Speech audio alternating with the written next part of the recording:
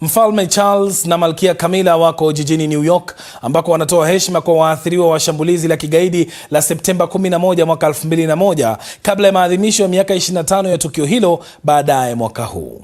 Wawili hao pia wanakutana na familia za walioathirika katika shambulizi hilo.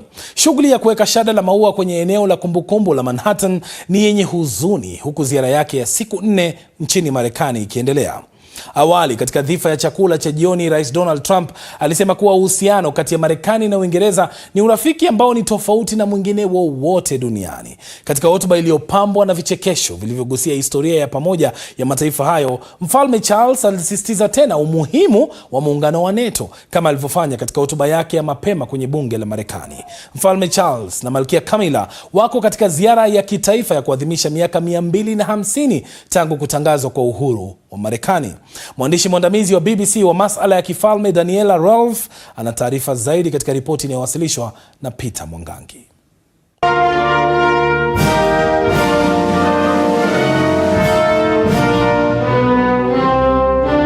Kilele cha ziara yoyote ya kitaifa ni dhifa ya kifahari, nafasi ya kuandalia wageni wako, na Rais Trump alijizatiti kama mwenyeji. Thank you very much, please.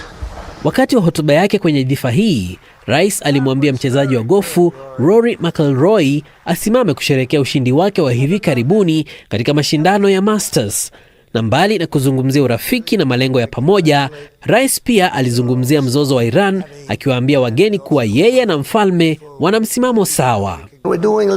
Tunafanya kazi kidogo Mashariki ya Kati hivi sasa, na kama mnavyojua, na tunaendelea vizuri sana. Tumemshinda kijeshi mpinzani huyo, na hatutamruhusu mpinzani huyo kumiliki silaha ya nyuklia kamwe. Charles anakubaliana nami, hata zaidi yangu. Hatutamruhusu.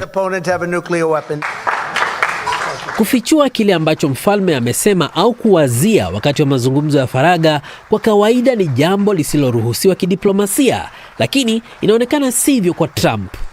Katika hotuba ya mfalme wakati wa dhifa hiyo, alimiminia sifa tele Donald Trump na uhusiano wa mataifa hayo mawili.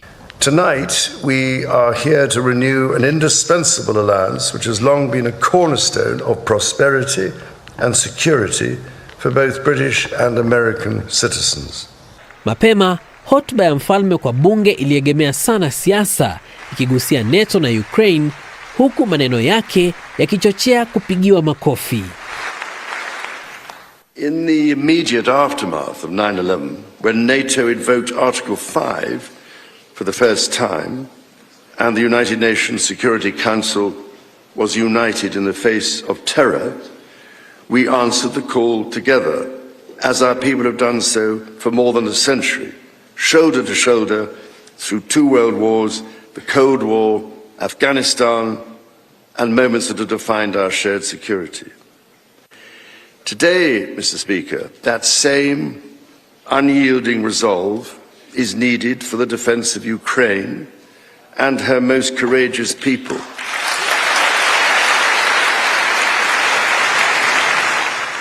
Baada ya matukio ya kidiplomasia mjini Washington, mfalme na malkia wameelekea jijini New York leo, ikiwa ni maadhimisho ya miaka 25 ya mashambulizi ya Septemba 11, na watakutana na timu za dharura zilizofanya kazi siku hiyo pamoja na familia za waathirika.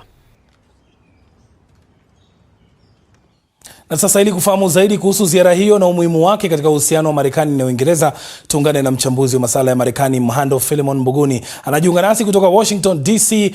Philemon, umuhimu wa ziara hii ya kikazi ya Mfalme Charles ni gani kwa mataifa haya mawili, Uingereza na Marekani?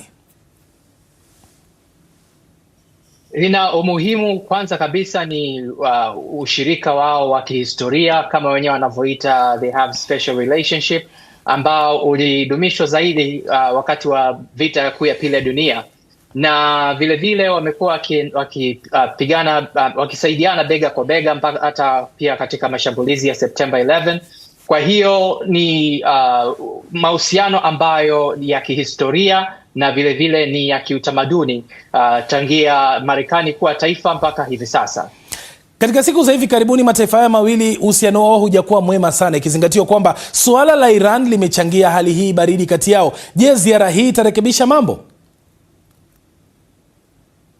ziara hii haitarajiwi kurekebisha ama kuboresha msimamo wa kila taifa kati ya Marekani na Uingereza, kwa sababu Marekani wamechukua uamuzi huu pamoja na Israel pasipo kuwashirikisha washirika wao, hususan NATO ambao Uingereza ni mmoja wa wanachama. Kwa hiyo waziri mkuu wa Uingereza ameshaweka wazi kabisa kwamba Uingereza haitaingia kwenye hiyo vita, na vile vile Rais Trump amekuwa akilaumu Uingereza kwamba na washirika wengine wa NATO kwamba hawajawasaidia katika vita hii.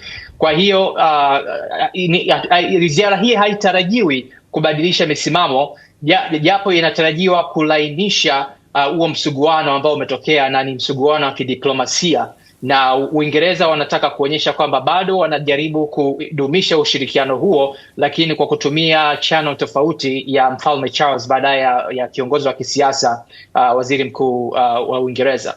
Na katika hotuba yake bungeni Marekani, Mfalme Charles amekiri kwamba changamoto tunazokumbana nazo haziwezi kubebwa na mtu mmoja. Je, Trump atazingatia hili katika maamuzi yake ya siku zinazokuja?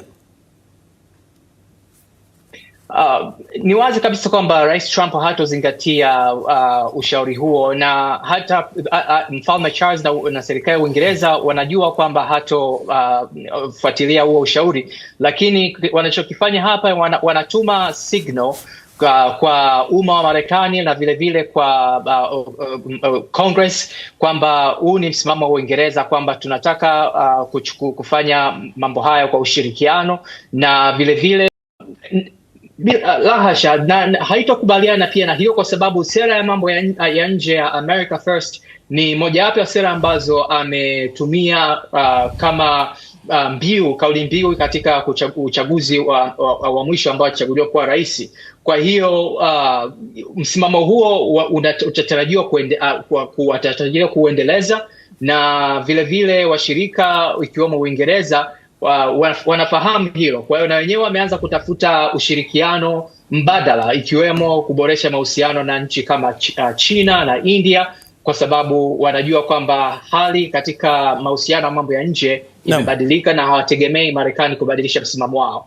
Kwa kifupi, Philemon, kwa mtizamo wako, ni kipi kingine kikubwa ambacho kinajitokeza katika ziara hii?